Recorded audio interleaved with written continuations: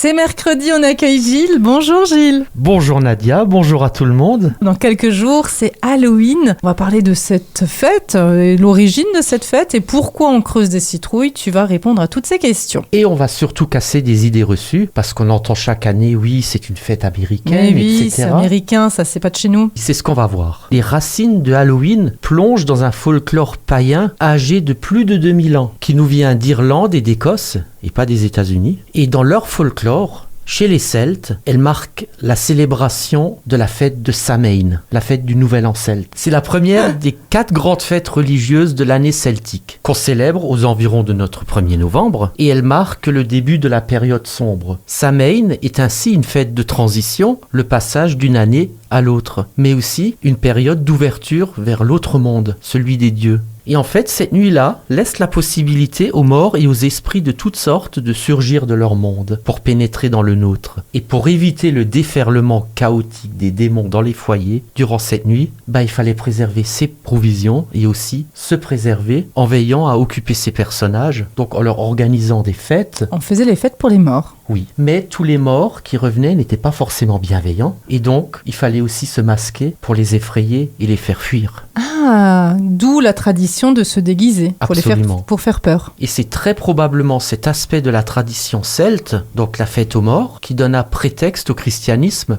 pour célébrer les morts à cette date-là, et non le jour de la Toussaint. On va aussi parler de la légende de Jack la Lanterne.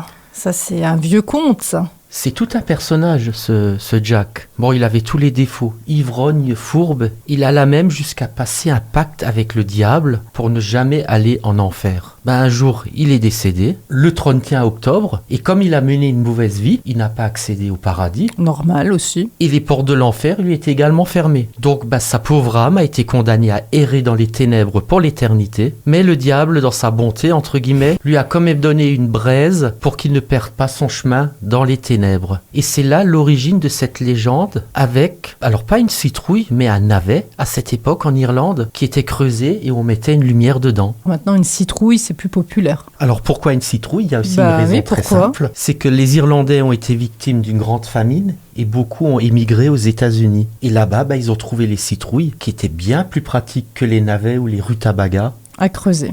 Il y a aussi une tradition qui vient vraiment de chez nous, qui est beaucoup plus locale. Oui, Nadia. Au 19e siècle, dans les Vosges, on creusait des têtes de mort dans les navets pour célébrer la Saint-Grégoire. Et en Moselle, ça porte un nom, la Rummelbootsnacht, qu'on célèbre la veille de la Toussaint. Et les enfants sculptent des têtes grimaçantes dans des betteraves. Et éclairées par la lumière d'une bougie, les têtes sont déposées sur les rebords des fenêtres, des puits, des murs, des cimetières. Et cette fête continue à être célébrée dans le pays de la Nièvre,